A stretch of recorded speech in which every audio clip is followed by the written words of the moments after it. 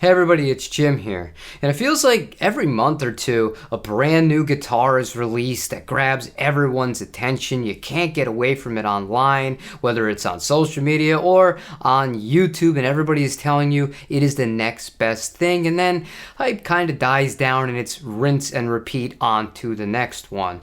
But I guarantee if I were to sit and talk to you individually, you have one or two or potentially more guitars that you've wanted for quite some time for one reason or another. You just haven't had the opportunity, or you just haven't pulled the trigger on it yet. On the last live stream of 2023, I said that this year I was not going to be purchasing any new guitars for myself, and part of the reason for that is because at the end of the year I managed to get two of my white whales. I'm going to be showing you one of them today.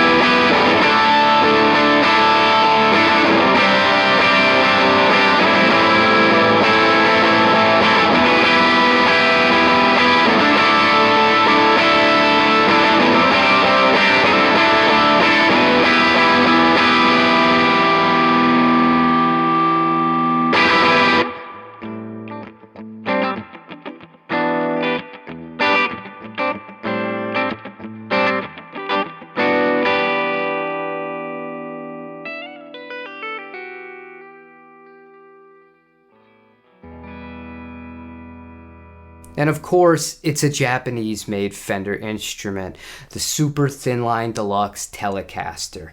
The first time I saw this guitar and heard it, I fell in love. It was on a Mesa Boogie YouTube video. They were demoing the Rectoverb amplifier. The guy in the demo had a MXR carbon copy in the effects loop and got real dirty, and it sounded incredible and looked even better to me.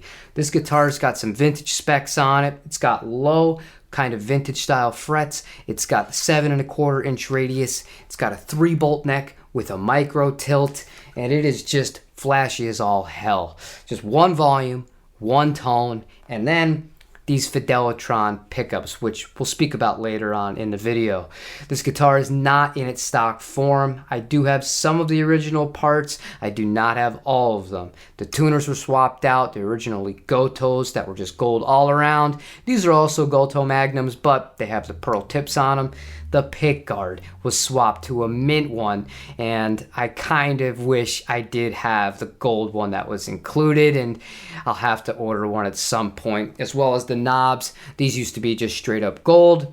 Not so much the case anymore. Those were also changed, but these are all little things. The rest of the guitar is as it was when it left Japan. But at the end of the day, how a guitar looks, all the specifications, where it's made, all that stuff, it doesn't really matter. What's actually important is, how does the guitar feel when you pick it up and you play it? Does it inspire you to want to write things? The next clip you're gonna hear is something that I wrote on this guitar the first time that I picked it up and sat with my wife in the room just doodling around.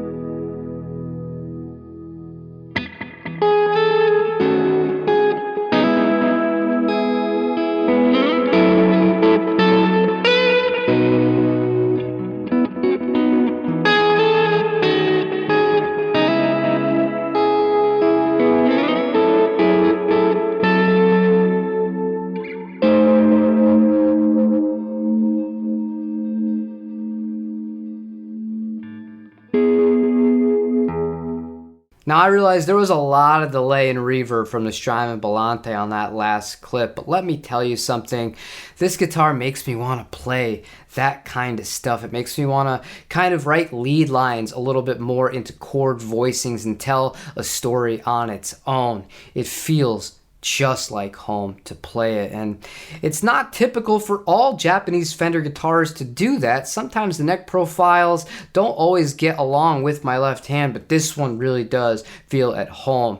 The vintage radius is perfect, the action is really good, and let me tell you, the micro tilt is an awesome feature if you know how to use it and you're not expecting your action to be like totally flat on the fingerboard, especially if you have a vintage radius. But just as a tip, if you ever get a guitar with the micro tilt and you do want to adjust it, loosen all of these screws ever so slightly and then go in with the Allen wrench, retighten, and go slowly. Very, very small increments make a large difference. But no fretting out, no nothing, and the guitar plays great. Still has the original strings that it was sent to me with. This guitar ended up being even better than I had imagined in terms of the feel and the playability. It really is just totally lights out and a perfect match for me as a player. But I did mention earlier in the video, I wanted to talk about the pickups towards the end. Honestly, I have two guitars that have killer humbuckers already in them. The 77 Albatross with the Mojo 59 clones and the Gibson ES 335.